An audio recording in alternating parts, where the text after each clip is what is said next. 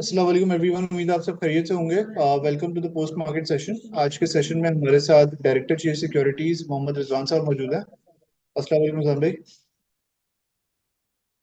वालेकुम अस्सलाम। रिजवान भाई, आज मार्केट आज का जो सेशन है वो काफी जो है वो रेंज बाउंड रहा। मार्केट ने ऑलमोस्ट 300 पॉइंट्स की डाउनसाइड के साथ जो है वो क्लोज करा। तो ओवरऑल आज की मार्केट की परफॉर्मेंस के वजह से आपको क्या व्यू है? शर्जील भाई, मेरे ख्याल से आज कॉर्पोरेट सीजन भी ऑलमोस्ट तकरीबन अगर आप देखें तो अभी रिसेंटली इस वीक में और नेक्स्ट वीक में कोई खास था नहीं कॉर्पोरेट एक्शन।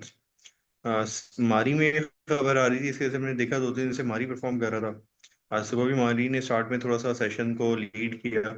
और इसमें खबरें आ रही हैं कि शायद कुछ लोग कह रहे थे कि एक जो सऊदीया में मिनरल समिट हो रही है उनके साथ कोई जॉइंट वेंचर करने जा रहे हैं मारी। ऐसा की खबर आती है तो आई एम श्योर इसमें एक अच्छी रैली हो सकती है। अदरवाइज ये जो 1 TCF या 3 TCF की बात हो रही है, वो रिजर्व का नंबर होता है, उससे वैल्यूशन जरूर अप होती है। बट उससे अर्निंग पे बहुत ज्यादा इम्पैक्ट नहीं आता क्योंकि अर्निंग तो फ्लो से ड्राइव होती है, तो शायद उसकी वजह से या थोड़ी क्लैरिटी ना होने की वजह से हमारी में प्रेशर आया है। फिर हमने देखा कि आज कुछ ऐसी खबरें भी थी कुछ बैंक्स वगैरह की तरफ से कुछ एग्रीमेंट या पेमेंट की तरफ सर्कुलेटेड 1.2 ट्रिलियन में से जो उनका पोर्शन था वो रिलीज होने की बातें हो रही थी। तो हमने देखा कि कुछ जो है PSO PPL में एक टाइम पर एक अच्छी रैली हुई और उन्होंने परफॉर्म किया, मार्केट को होल्ड किया।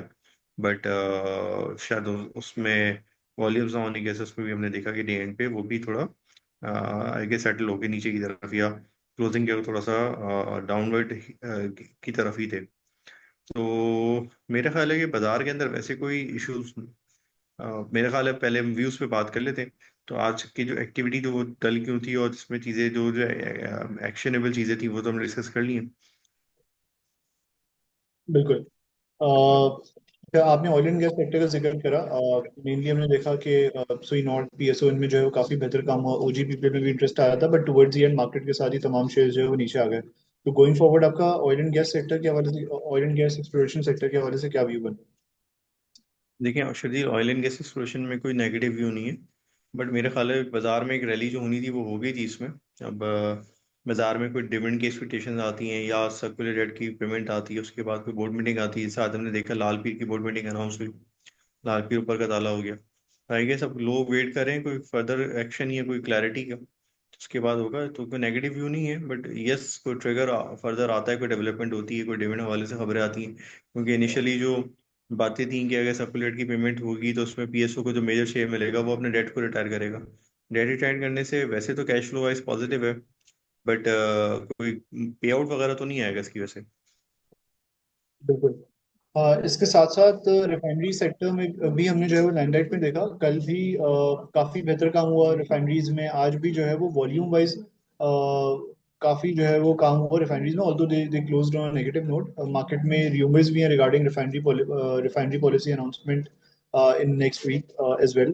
तो overall I guess refinery sector के बारे से क्या व्यू है आपका परफॉर्मेंस के बारे से? ये रिफाइनरी में कोई नेगेटिव व्यू नहीं है, बट सेल टैक्स एग्जेम्पशन पे लोग बहुत बुलिश है कि रिफाइनरी पॉलिसी आएगी, सेल टैक्स एग्जेम्पशन होगी।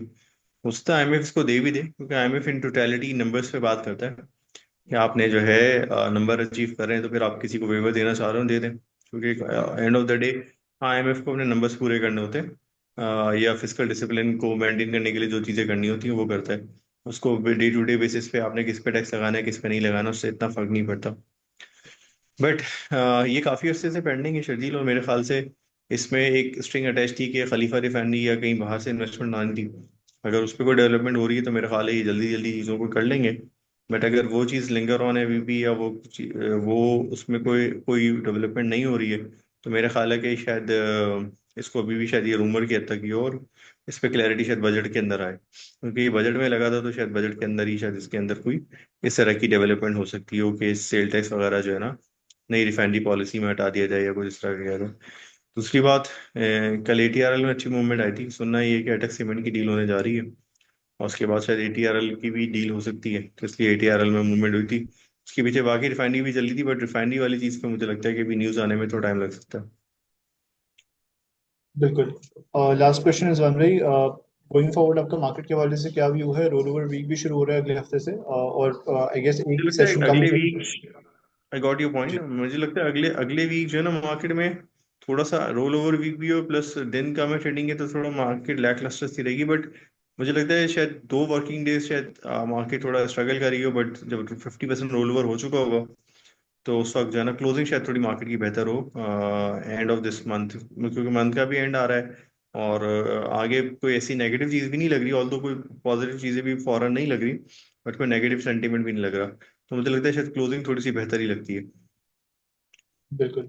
Thank you so much Rizwan भाई for taking out time for this session. अल्लाह हाफिज। अल्लाह हाफिज।